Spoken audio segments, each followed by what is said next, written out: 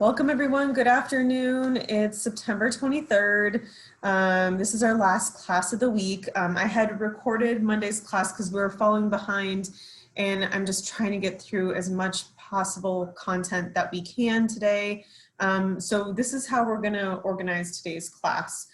First of all, I just wanna acknowledge that, finals week is canceled and that will kind of change our last week because originally our final paper would have been due that last week. I'm supposed to withhold all my plans from you about the final paper until next Tuesday after a faculty meeting. So just keep an eye out for that. Next Wednesday, we'll be talking about some adjustments to our syllabus that I'm sure you're talking about in many of your other classes as well. The first part of this class, we're going to talk about our virtual children. So this is something that we should have been able to raise our virtual child from through age 2 by Friday of last week. We just haven't had a chance to get together and chat about our virtual children. So we're going to do that first. And I'll break you into small groups to talk about them. And I have some guiding questions that I'm going to share my screen with you in a little bit that you can talk about in your groups. The second part is I'm going to lecture on as much of chapter 6 as I possibly can after we break into those groups. And then last, I'm going to reserve 30 minutes of the end of our class to do our Kahoot exam review for your exam that will take place on Monday. Just a little heads up. I will be posting an announcement on Friday with all of the details you need for your first exam, which takes place on Monday. So it'll have a link to the exam, to where you can submit your study guide, and any details you need to know about the exam there. And a little reminder that I am going to, or maybe not a reminder, but an announcement, I am going to be using the lockdown browser, so you will have to download that, although I'm sure many of you have already downloaded it for other classes. I'm not using the camera portion, just the lockdown browser portion of the Respondus, okay? All right, so with that said, I'm gonna share my screen. And we're going to take a look at just some questions. I'll talk a little bit about, I know they've updated the software a bit, but these are just some things that I think are interesting to talk about with your classmates because you have different kids. And parents love to get together, believe it or not, and just chat about their kids, brag about them, maybe seek out advice on what to do if their child is acting out or things like that. But in this screen, I encourage you to go ahead and grab your phone and take a picture of these questions, because once I break you out into groups, I thought you would still see the screen, and lo and behold, you do not. So go ahead and just take a moment as I talk through them. Maybe if you have to search for your phone, I understand. At least one person in your group will likely have the chance to take a picture of them. So I'll break you into groups of about 3 people. I want you to talk about, the circumstances surrounding your child's birth. So were they adopted? You had the option of like having IVF or insemination or, all of these things. So talk a little bit about your kid and the circumstances in which they were born. Were they born at full term, or were they born premature, low birth weight, all of those things. And maybe how might you be concerned that this could impact your child's, long-term development, for example, if they were born low birth weight, just based on what we've talked about in class. Tell me if you've decided to breastfeed your child or to give them infant formula, and how they seem to be doing with that choice that you selected. If you're working, so in a lot of the simulations, you have this option to go back to work. Are you working full-time, part-time? How much time off of work did you get, maybe? And who did you choose to watch your child if you went back to work? Did you choose a daycare, a family member, a nanny, that kind of thing? How would you describe your child's social interactions with other people outside of you and your partner? Are they like slow to warm up, or are they very sociable? What style of attachment do you think they might have to you? And then how is your toddler doing with potty training? Are they ready to do that, or is that something that's presenting a challenge for them? Are they ready for preschool, or do you feel like there's some skills they need to work on before they get into preschool? So that's a lot of questions, but I'm going to go ahead, just a little reminder, to take a picture of that screen. I'm going to break us up into, let's see, 7 different rooms. One moment. Trying to find, okay, here we go.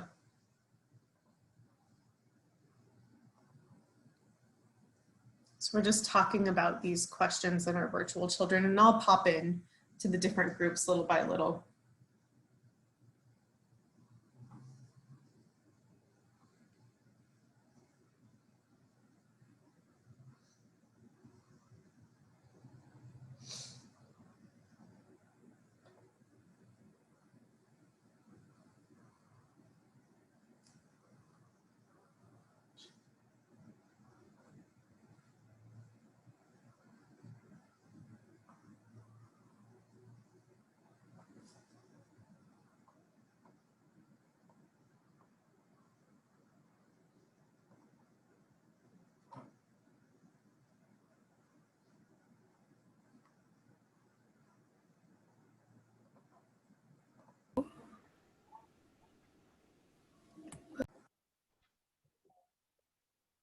Okay, well, everyone's still coming back in. I'm going to, wrap up our thoughts on our kids. I heard some interesting stories in each group about, deciding whether or not to go back to work. And some groups, they were totally divided on whether they chose to breastfeed or use formula or a combination of both.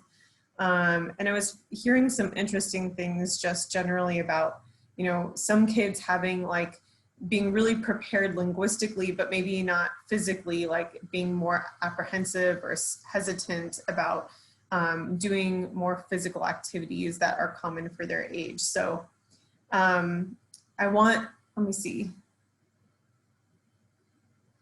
Okay. I know some people were having some issues with Zoom, and for whatever reason today, a lot of people were having issues with their sound. So if that ever happens to you in the future and we're in a breakout room, go ahead and just restart your computer, and then I'll put you back into a group when you come back into the class, okay? Because sometimes that happens to me as well. I'm gonna share my screen and just dive into some lecture. Let me see, sure.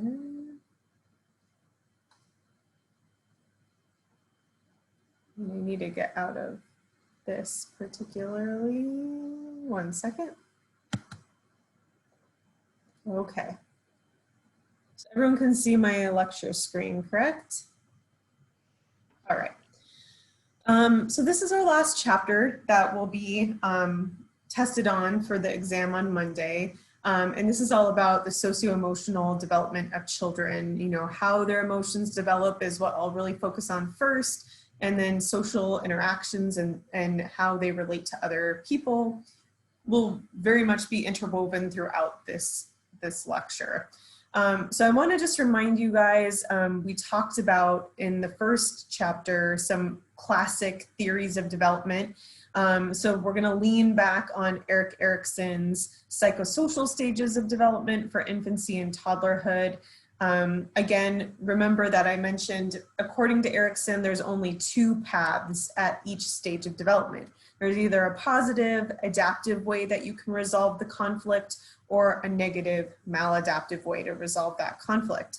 So during infancy, an infant really solely relies on their parent to provide for all of their needs, both physical and emotional. So physical, we think about, changing their diaper, making sure they have a quiet place to sleep, giving them food when they're hungry, and all of those things. So it's really important for the parent to be responsive and sympathetic, understanding that, their baby is virtually helpless without them. They rely on their parent for everything.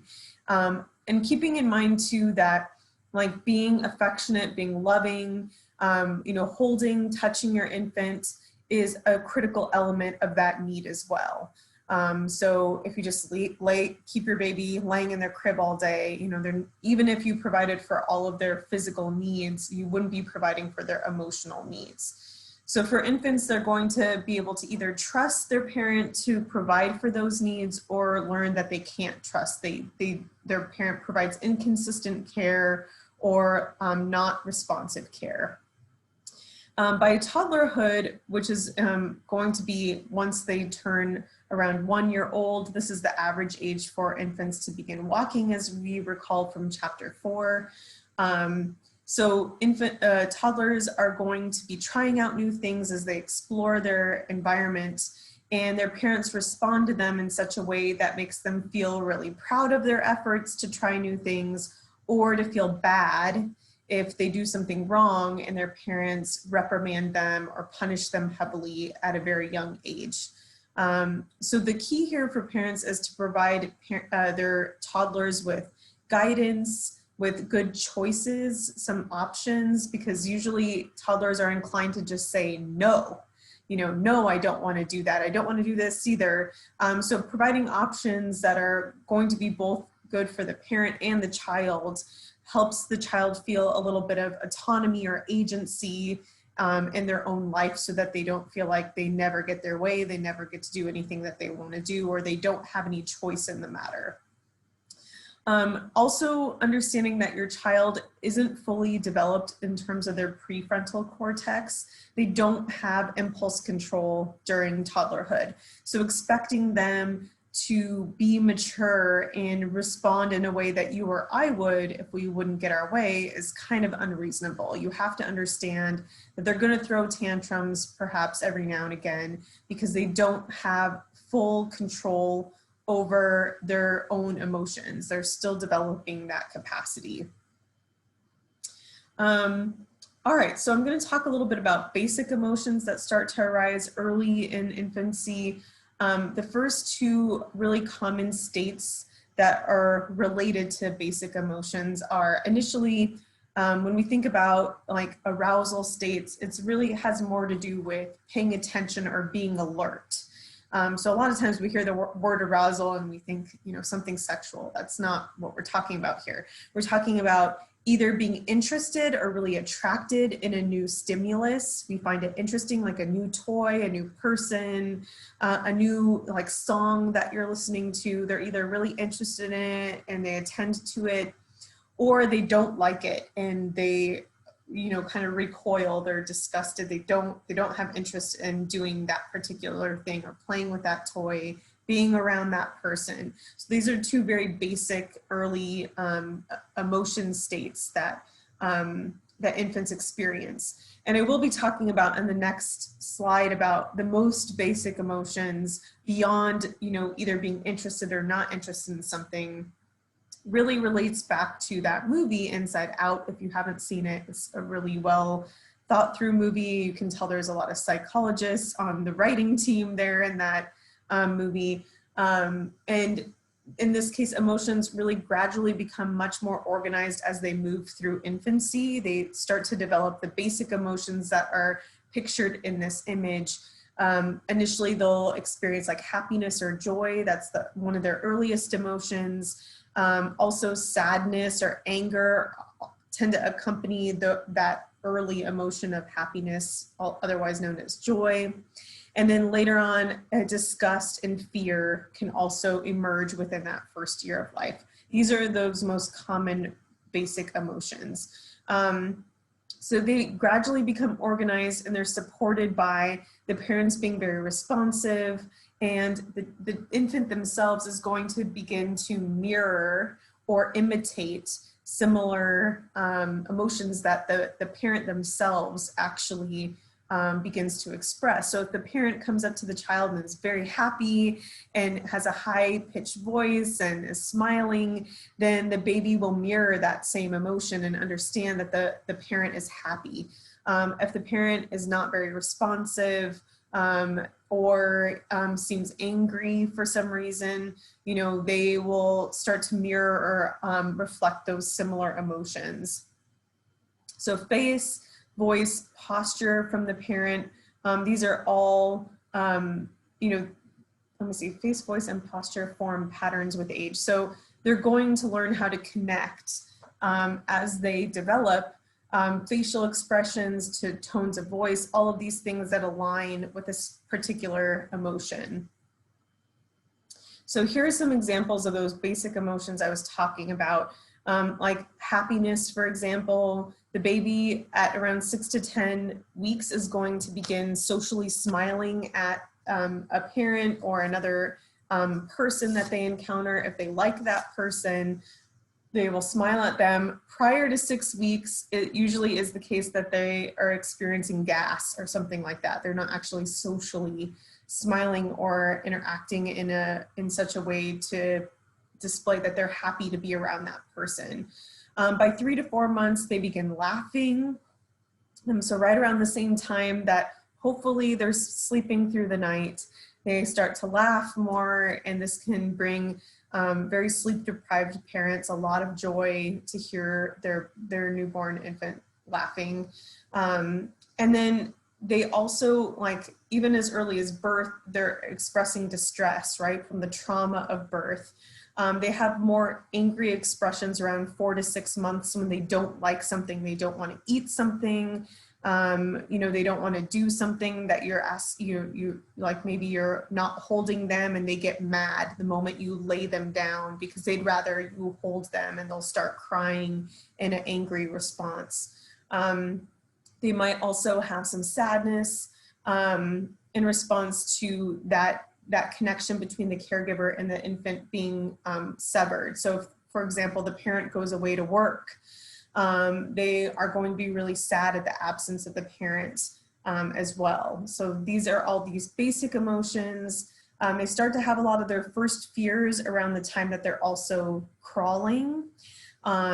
And this makes sense because they might be getting themselves into dangerous situations and learn that there's some repercussions to exploring certain things that might not be safe for them.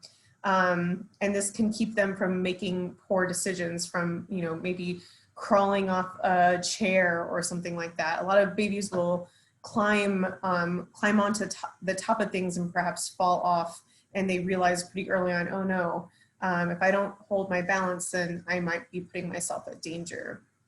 But the most common fear in the first year of life is being separated from their caregiver and being with a stranger, like a babysitter, a daycare caregiver. They would rather, of course, be with their primary caregivers, their mom or dad, and therefore they might feel really afraid when they're put in these strange situations with people that they don't know. And that is kind of the earliest, most common experience of fear. All right, so to respond to people in your environment, you know, we've already learned about mirror neurons and how infants are imitating a lot of like facial expressions or things that we do, but they're also matching caregivers' tone of voice. When they're happy to see them and they have this higher pitched voice, babies make higher pitched sounds to echo that same sentiment. So they're not only matching facial expressions, but also tones. By 3 months, they're sensitive to face-to-face interaction. So they prefer, like even as a young infant, they prefer to look at faces compared to any other object.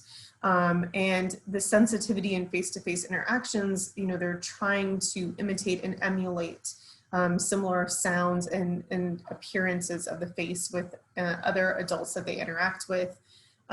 So they'll respond to emotional expressions as organized wholes. They'll understand that certain key features in the face trigger to the infant that that person is happy or that person is angry.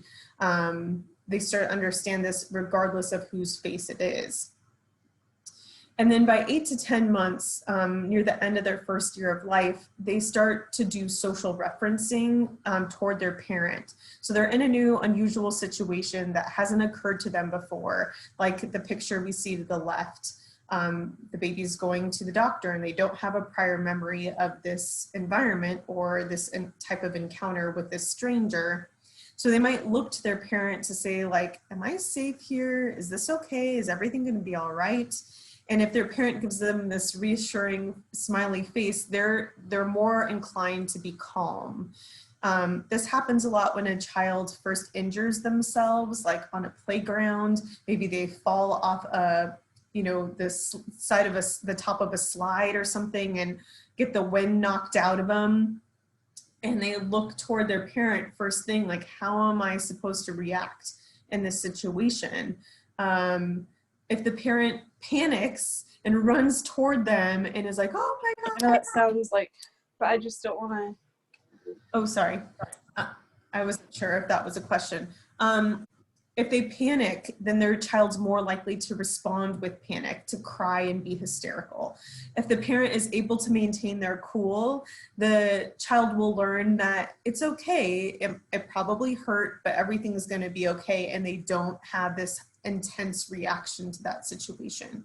So keep in mind, we're learning not just labels for emotions from our parents when they tell us, it's okay to be sad, everyone gets sad sometimes, or I understand you're frustrated, because we really do rely on our parents to label these emotions for us, but we also trust them to tell us when we should freak out or not freak out. So if we have super anxious parents that are really excitable and always hovering over us, we're more likely to be anxious, worrywart kind of kids than have someone who has a parent who's really calm and collected and not very highly responsive to these, emergency types of situations.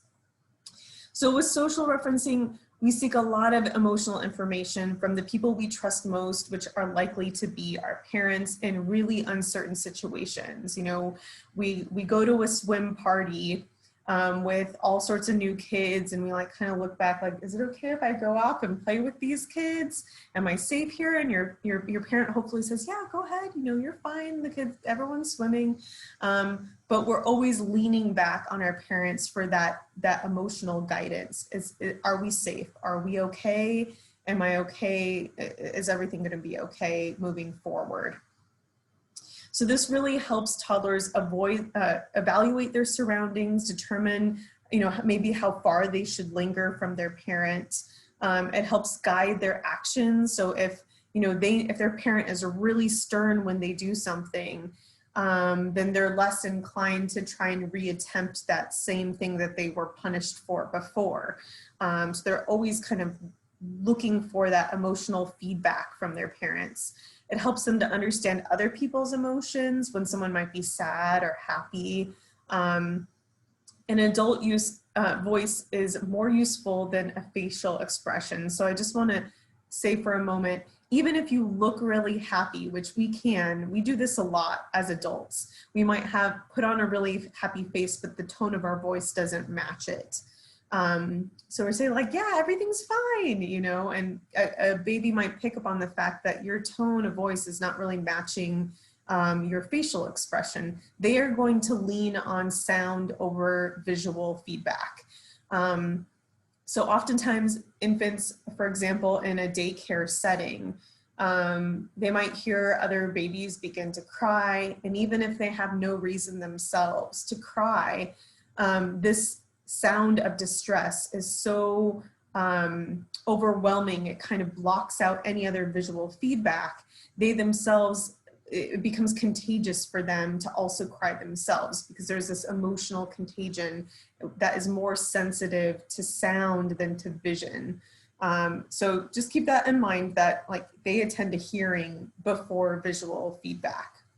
So this supports how they will focus on an activity or a task with others. They're always kind of sensitive and waiting for some guidance visually in new environments, and some welcoming, high-pitched tone of voice to comfort them that they're not going to be harmed, everything's going to be okay.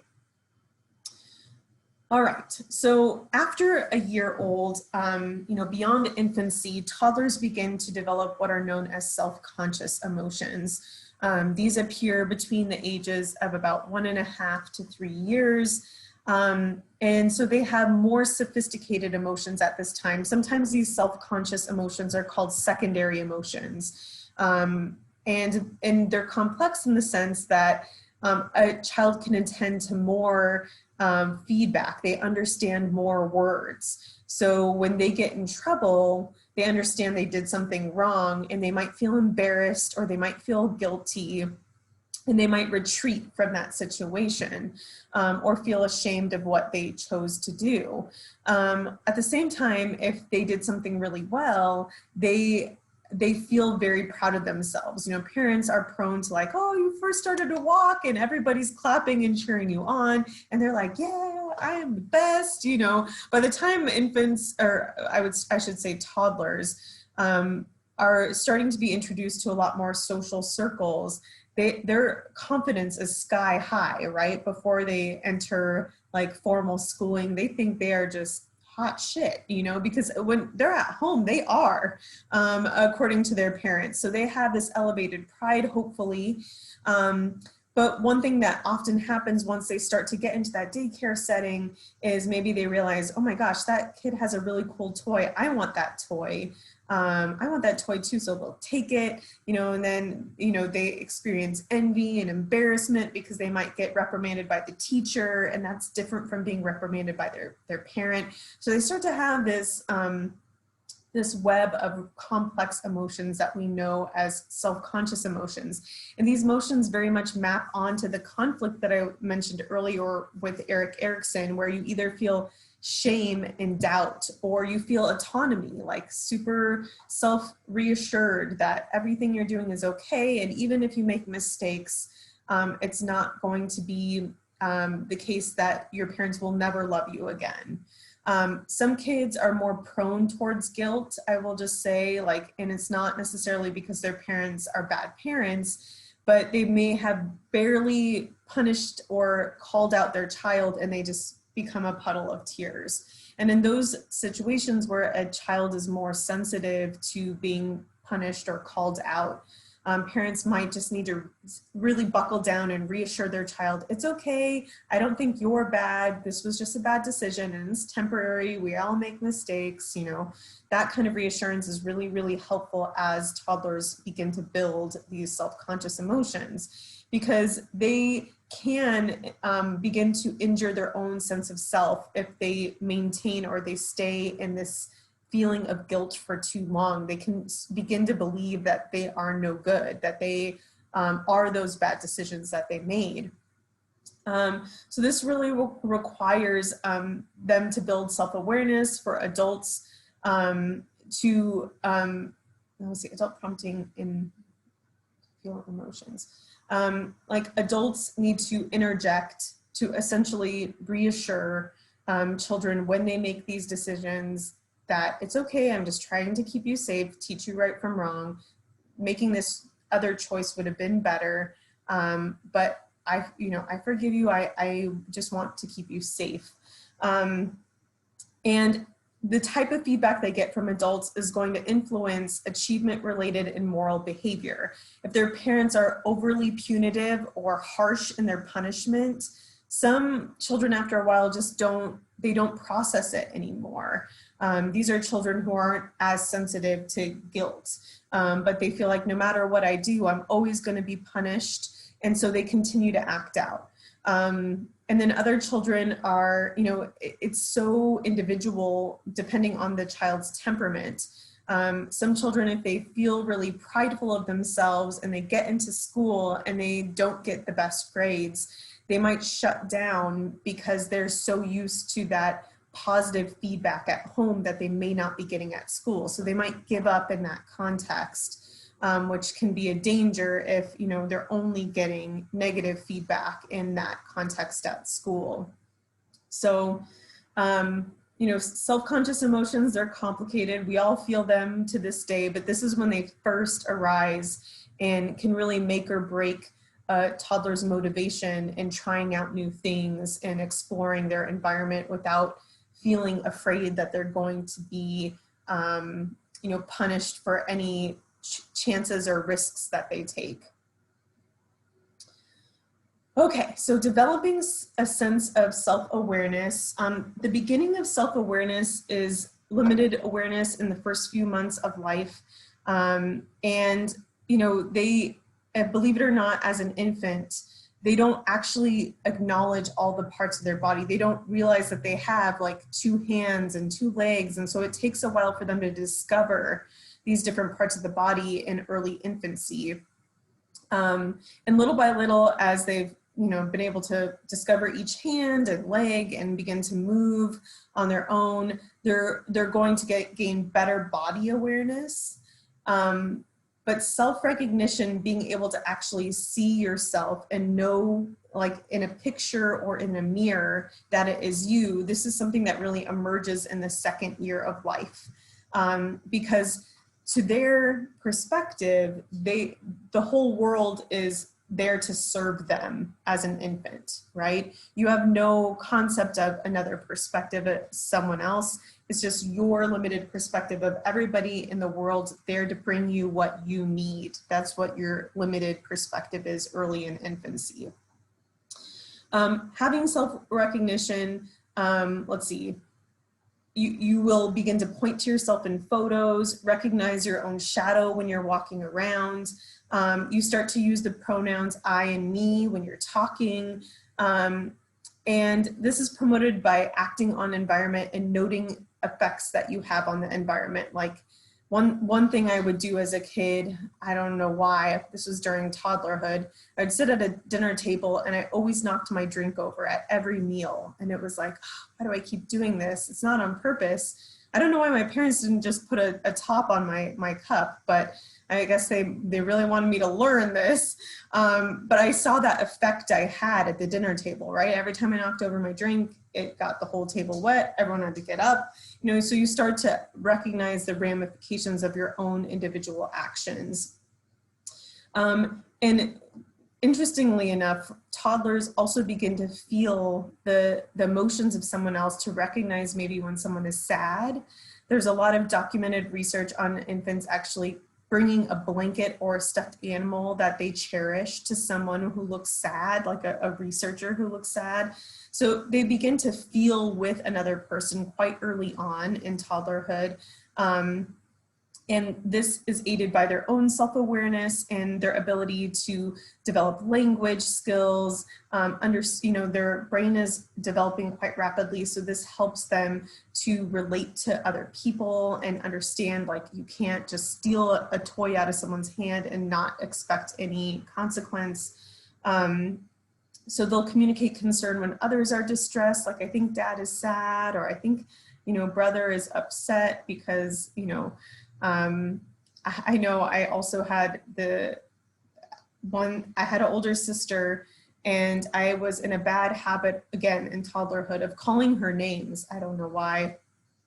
I'd call her names and she was offended, but it really didn't impact me that it was a wrong thing to do until my parents washed my mouth out with soap, which is a whole other story. But even in that situation, my older sister, who wasn't that much older, expressed a lot of empathy for me. The first thing she said after I'm like crying, my mouth is all uncomfortable, she's like, "Don't worry, Valerie, I'll help you get it out." Like, what a good sister, right? This motivation to help one another is quite innate to the human condition. So we like to offer comfort to the people around us, and understanding or acknowledging when people have different emotions from emotions we have helps us to begin separating out that the whole world doesn't revolve around us, that there's different perspectives that are at play. So this can help us resolve disputes in the future over objects, or at least be aware of when other people are upset. I want to jump into this, but I'm concerned about us having enough time for our Kahoot. So anything that we don't talk about, I promise on the Kahoot, is really going to highlight a lot of the things that are on the exam. If you have any questions about content from this chapter that you'd like clarified, I do have office hours on Friday, and I am always available through email as well. So with that said, I'm just going to pull up our Kahoot. I believe it's in this one. Okay. Pulling it over.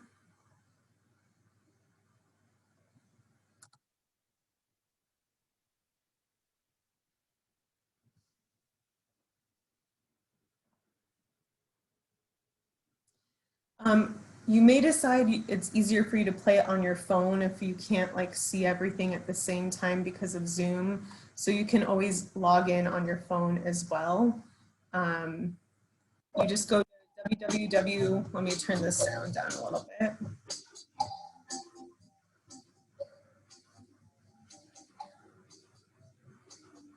So hopefully this sound isn't too aggressive with Kahoot. But go ahead and just enter your name, or you can enter like a pseudonym for yourself so long as it's appropriate.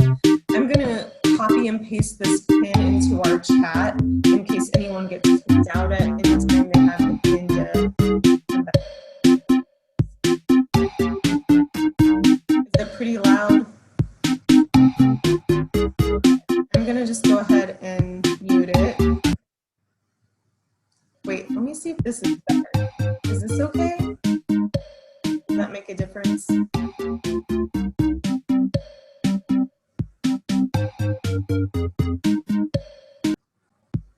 Because I can always mute it, but if that helps, let me know.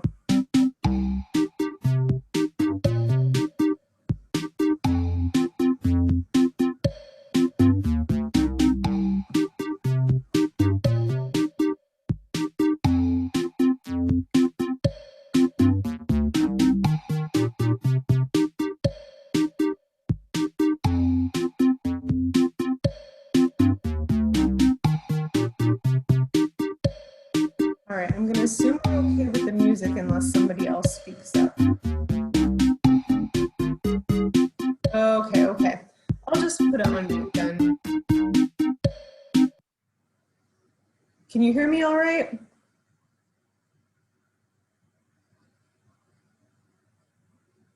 Okay, cool. All right, so we're gonna start in a second. I know there's a couple people still trying to get on. Remember the pin, if you scroll up in the chat, is 600-2721. All right, here we go.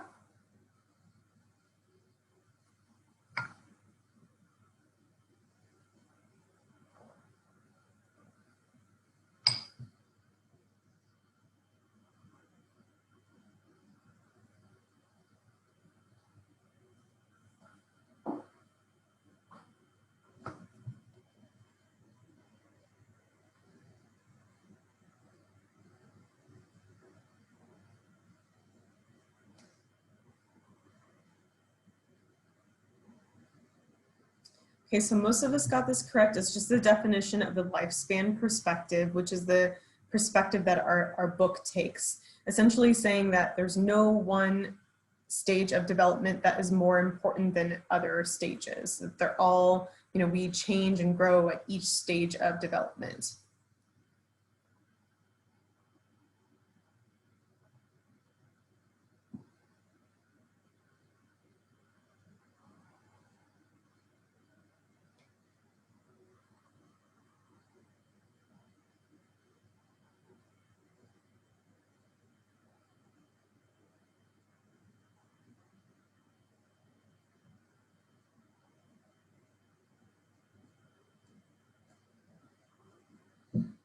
So this is something that would have been discussed in chapter 6, and most of us got this right because it's probably most recently on our minds.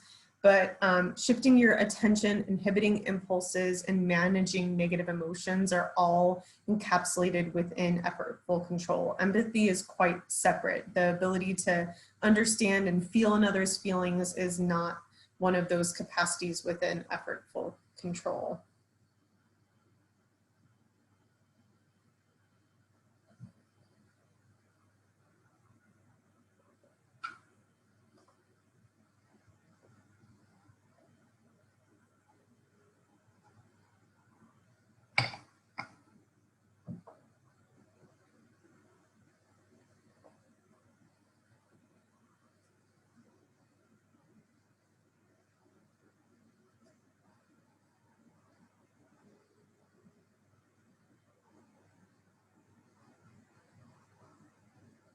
All right, so language is not necessarily associated with executive function. Executive functions similar to effortful control.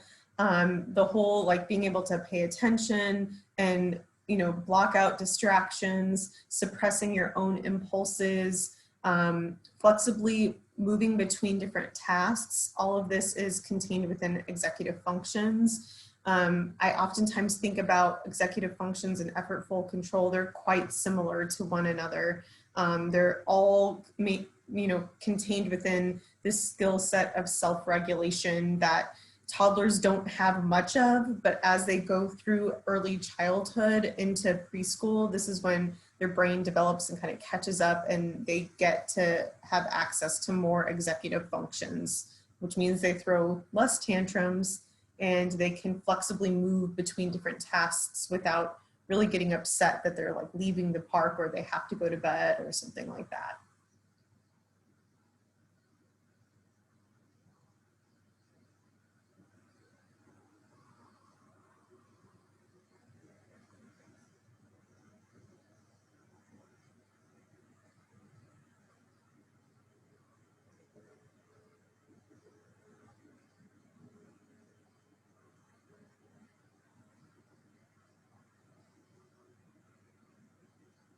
All right, so if you're securely attached and you were in this strange situation, which is a paradigm that Mary Ainsworth invented to test children's styles of attachment, then when you're left alone with a stranger, you get upset, you are easily comforted when your parent returns, but you're very suspicious of that stranger in general.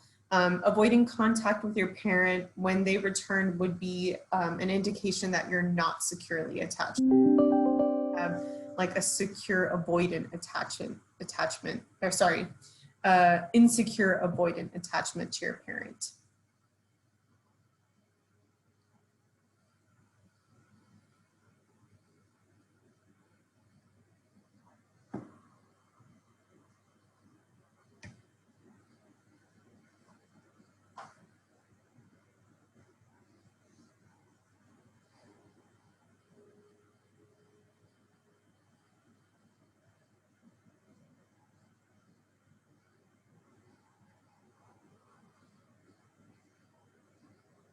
All right, so most of us got this. It's nature. Nature is associated with genes, and then nurture with your environment. Our leaderboard is moving around quite a bit.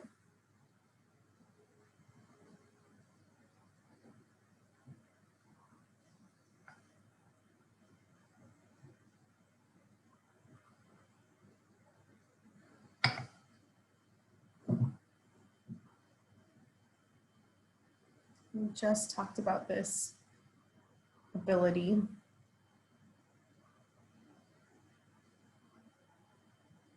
So that is self-recognition. If you actually saw yourself in a mirror and you like tried to fix your hair, then you would have self-recognition, right? Or if you had something on your face, then you might try and wipe it off. But a lot of infants, before they have self-recognition, they'll like kind of look behind the mirror or they'll try and wipe something off the mirror instead of on themselves because they don't yet recognize that the person in the mirror is themselves.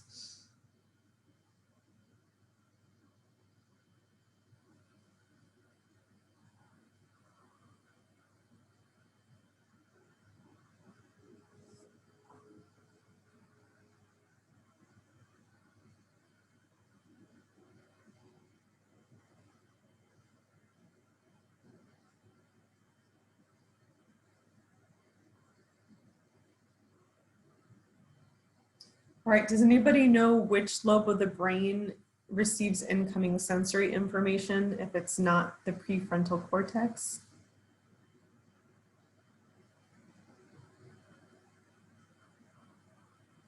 It's not the frontal lobe. That's more in charge of motor coordination. So that leaves it to the 3 other lobes. Any ideas? It is your parietal lobe.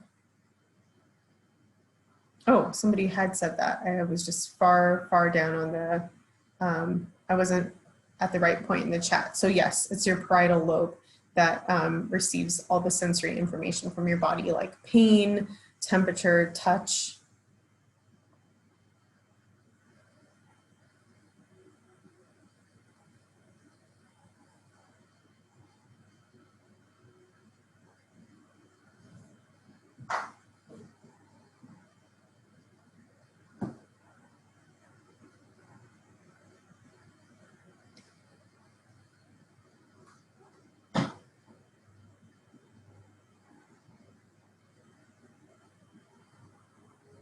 Great, so most of us got that. Cross-sectional is when you look at different individuals who have different ages. So kind of the alternate option of looking at change over time rather than using the same individuals, which is done in longitudinal design.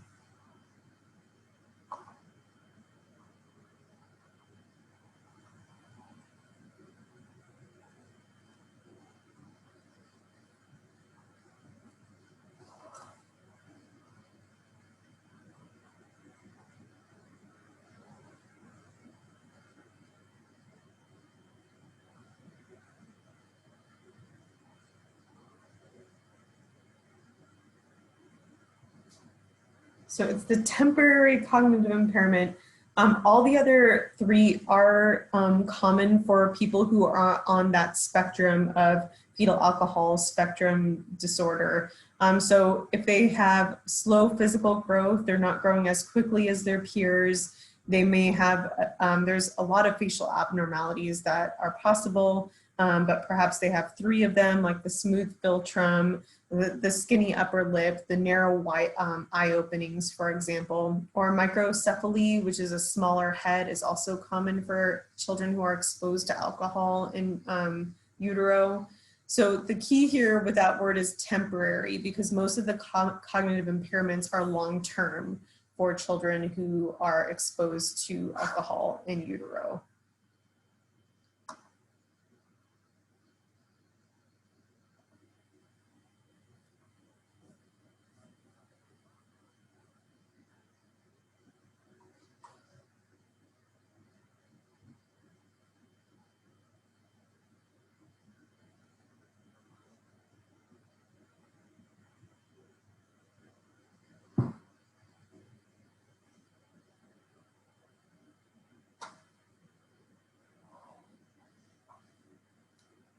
Correct. So we just talked about this. Most of us got that after the longitudinal question.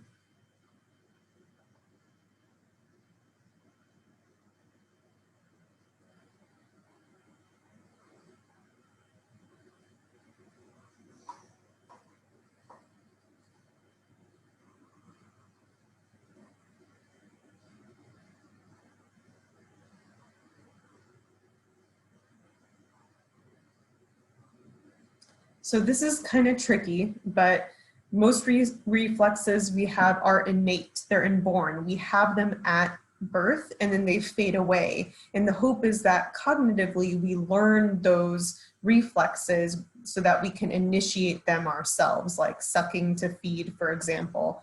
But them at the beginning, they themselves are not learned, they're automatic, they're inborn in nature. There's something that we do when we have a certain type of stimulation, it will trigger that innate inborn reflex.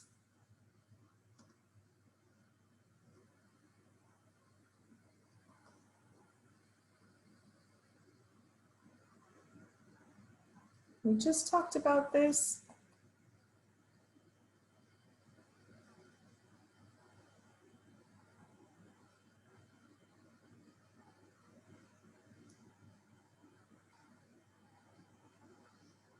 All right, so what is that guilt? It's not a basic emotion, but it's what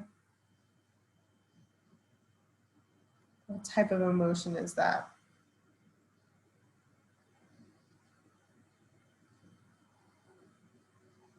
It's a self-conscious, yeah. Sometimes we call them secondary emotions, but yeah, it's what our textbook talks about them more as a self-conscious emotion, but they can be termed either.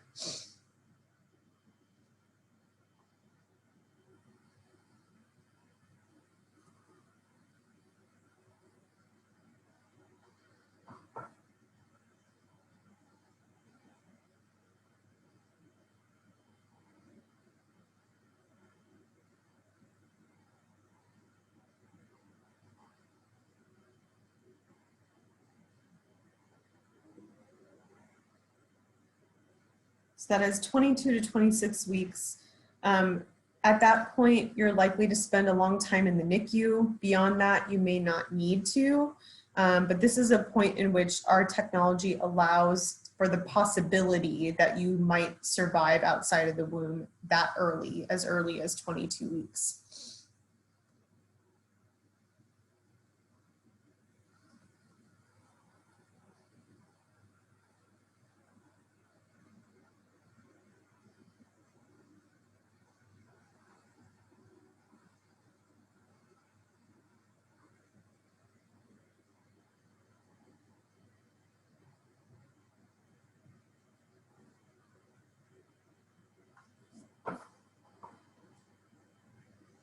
Oh, I'm glad most of us got this. So that description of it tracks participants over a long period of time. That is more true of longitudinal design. In the case of experimental design, they can make causal claims because they're controlling all these extraneous variables. I use the example in class of the plant experiment. So controlling the type of soil, the amount of sunlight, all of those are extraneous variables that are controlled so that we can be confident it was the type of liquid that changed how much the plant grew. And then you should also use a random assignment, especially with individuals.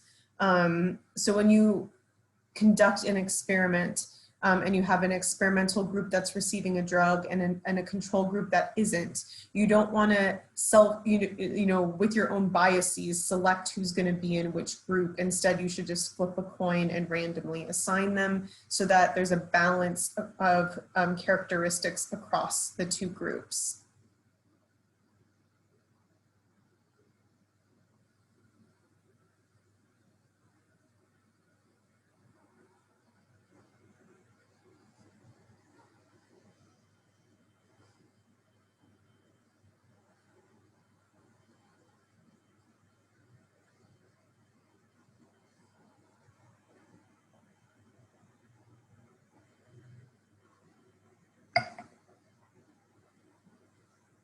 All right, so most of us got that correct. It's more common for people who are dealing with infertility. They're a little bit older, or they know they have genetic predispositions that they might pass along to their child. Those are more common reasons to seek out genetic counseling.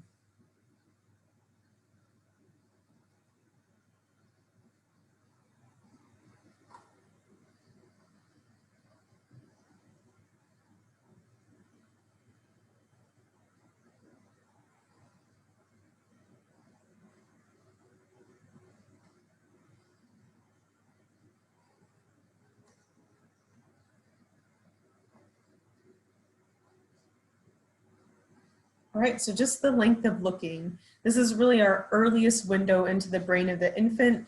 And you might recall that how well they do in habituation, whether they're a long or short looker, can determine or predict later intelligence. So do you want to be a long looker or a short looker? Which is better when it comes to habituation? Short looker. Yes, you want to be a short looker. You want your curve of looking initially at the stimulus to be high, but then with each subsequent trial, you look for a shorter and shorter period of time at that stimulus. So you get bored more easily with time.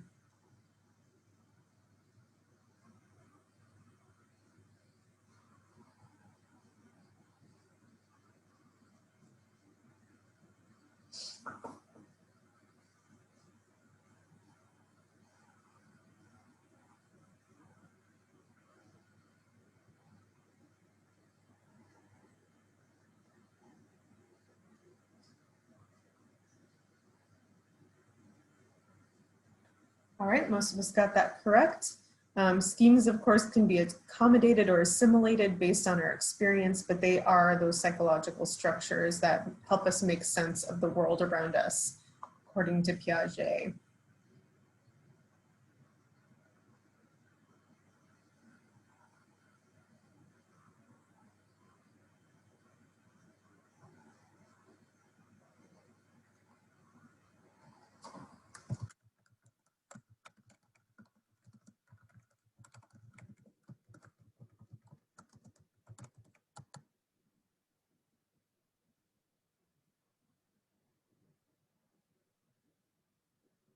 All right, so let's see. The one thing that we do know is that it varies. Like just because your mother had, for example, maybe she was exposed to secondary smoke at the beginning of her pregnancy versus the middle of her pregnancy, it can have very differing effects. There is one period of prenatal development that is most vulnerable to teratogens. Do we remember what that period is?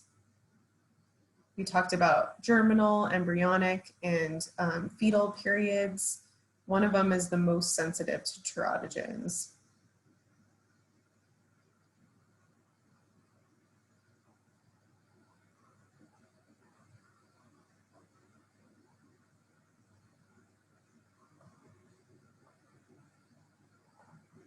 So it is the embryonic. That's correct, Ryan.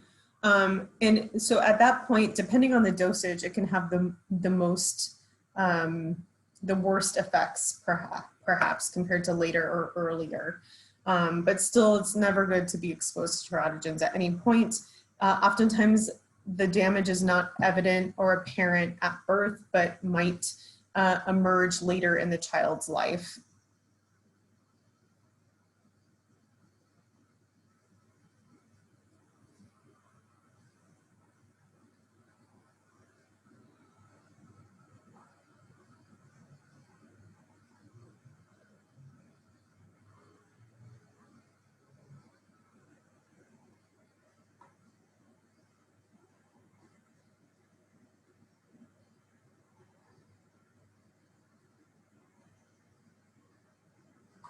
So that's the APGAR. Most of us got that.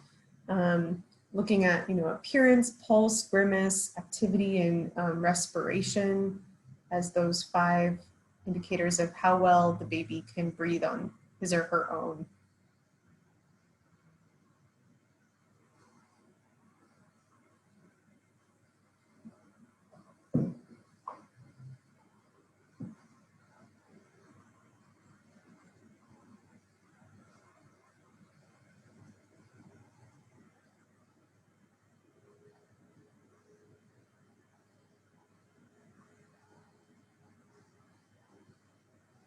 So that is babbling, right? If you just put one consonant and one vowel sound together over and over again, like ba, ba, ba, ga, ga, ma, ma, da, da, that's babbling. Real words emerge a little bit after babbling. And if we put 2 of those together, some of us guessed telegraphic speech, but examples of telegraphic speech are like mama up, milk please, dada go.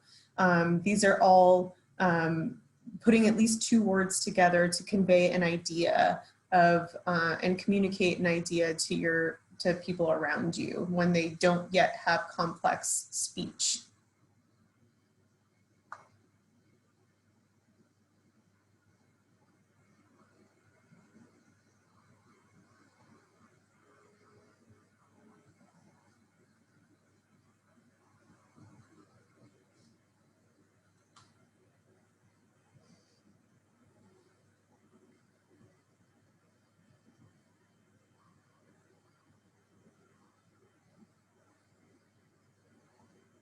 All right, so be careful, guys.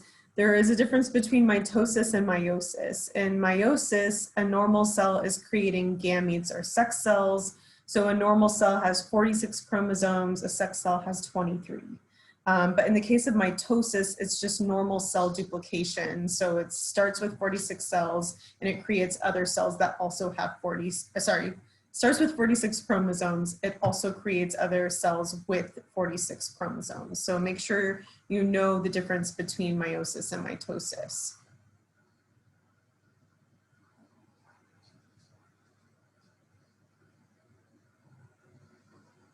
Speaking of which,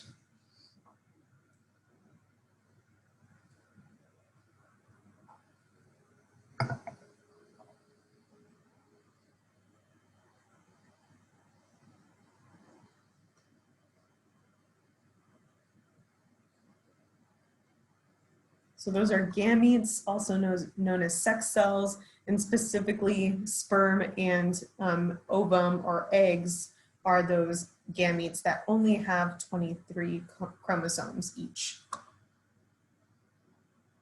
This might be our last question.